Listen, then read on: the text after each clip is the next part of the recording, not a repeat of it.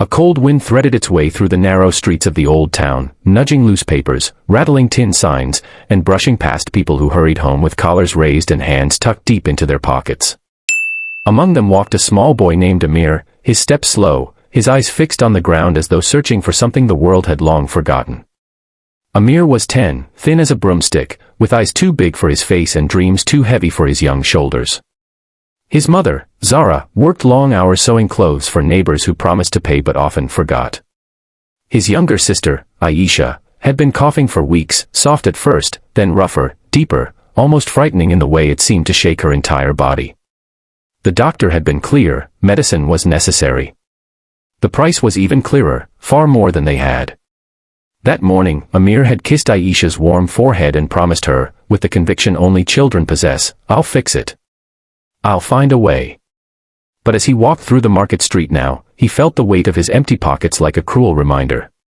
What could a boy with nothing do? He sighed and scuffed his shoe against the cracked pavement. That's when he saw it. A small glint. A tiny reflection of sun on metal, half hidden by dust. A coin. Not a large one, not even enough to buy a full piece of bread, but real, solid, and unimaginably valuable to him. The kind of coin that could mean the beginning of a solution, or at least the hope of one. Amir bent down, picked it up, and rubbed the dirt off it with his sleeve. It was warm in his palm, as though waiting for him. He looked around, no one seemed to be searching for it. No frantic patting of pockets, no murmurs of loss. He clenched it tightly and whispered, "Maybe this is it, maybe this is the start of the miracle." Still, a coin so small couldn't buy medicine. But perhaps he could use it to buy something to sell. Or maybe he could offer to help someone in exchange for a bit more money. Anything. He refused to go home empty-handed. The streets were buzzing with life, vendors shouting over each other, spices coloring the air with their fragrance, children chasing each other between stalls. Amir wandered through the market, eyes darting from one booth to another until he reached a small stand tucked between a fruit seller and a shoe mender. On a worn wooden crate sat an old man selling trinkets, buttons, hairpins, marbles, and charms that looked as though they had outlived several generations. But the old man himself was even more peculiar. His beard was snowy white, his robe patched but clean, and his eyes sparkled with the mischief of someone who knew secrets no one else did. Amir approached hesitantly. "Excuse me, sir," he said. Do you have anything I can buy for this?" He held out the coin, embarrassed by how little it was. The old man studied him for a moment, then looked at the coin as though it were a diamond. "Well now," he said, stroking his beard. "That's not just any coin, boy. That's a lucky coin." Amir blinked. Lucky. Indeed. It came to you, didn't it? Things that find us have purpose. "I need to earn money," Amir said, not wanting to waste time. "My sister is sick. I need to buy medicine." Something softened in the old man's gaze. He reached into a small wooden box and lifted out a single, tiny glass bottle with a cork stopper. Inside was nothing. Or at least, it looked like nothing. "What is it?" Amir asked, confused. "A miracle," the old man said simply. Amir frowned. "I don't have time for jokes." "Nor do I," the old man replied, pushing the bottle toward him. "Take it, boy. For your coin." "But what does it do?"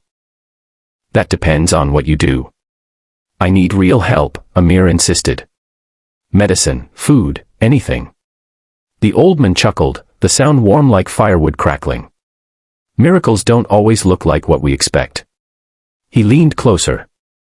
"This bottle will help you bring out the good in someone. Think of it as a key to open kindness." Amir was skeptical, but the old man's eyes were kind, and there was something comforting about his certainty. Besides, what choice did he have? He handed over the coin. The old man placed the tiny bottle in his palm. "Use it wisely," he said. "And believe." Amir tucked the bottle safely in his coat and continued through the market, uncertain of his next step. He stopped outside a bakery, the warm smell of fresh bread wrapping itself around him like a blanket. His stomach growled, but he pushed the hunger away. He saw a woman struggling with several bags. One ripped, spilling oranges everywhere. Without thinking, he ran forward. "I'll help you," he said, gathering the oranges quickly and placing them back into another bag. "Oh, thank you," the woman said breathlessly. "You're a lifesaver." Amir felt the bottle shift inside his pocket as though nudging him. Should he try it? What was he even supposed to do? Before he could decide, the woman smiled warmly and said, "Here, take this." She reached into her purse and handed him a note, more money than he expected, enough for half the medicine. His heart leaped. But I didn't do it for money." "I know," she replied. "And that's why I want you to have it." As she walked away, Amir touched the bottle and wondered if the miracle had already begun. He continued walking through town, feeling a little braver now. He saw an elderly man sitting alone on a bench, shivering without a jacket. Amir hesitated, then approached. "Sir, are you okay?" The man's lips trembled. "Just cold, boy. Just cold." Amir immediately unbuttoned his own coat and gently placed it around the old man's shoulders. The man blinked up at him in surprise. "But you'll freeze." "It's okay," Amir said, though his teeth already chattered. The man took Amir's hands in his. "Bless you, child." He reached slowly into his pocket and pulled out a small pouch. "This is all I have, but I want you to take it." "No, sir, I can't." "You can, and you will." The man insisted, pressing it firmly into his palm. Inside were several coins, enough to buy the rest of Aisha's medicine. Amir felt tears sting his eyes. He touched the tiny bottle again. Was this the miracle? He rushed toward the clinic, purchased the medicine with shaking hands, and raced home as fast as he could. When he burst through the door, breathless and flushed, his mother looked up in alarm. "Amir." "What?" "I got it, Mama," he cried, holding up the medicine. "I got it. Aisha will get better." Zara's eyes welled up instantly, her hands covering her mouth. "How did you? Where did you?" Amir hugged her tightly. "People helped," he whispered. "Kind people. And I helped them too." He gave Aisha the medicine and sat beside her until her breathing eased, until the harsh cough softened, until she fell asleep looking more peaceful than she had in weeks. That night, after his mother kissed his forehead and went to rest, Amir pulled out the tiny glass bottle. It sat in his palm, still empty, still unchanged.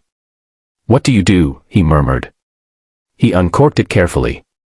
A soft, warm breeze, no bigger than a whisper, escaped from the bottle and brushed against his cheek.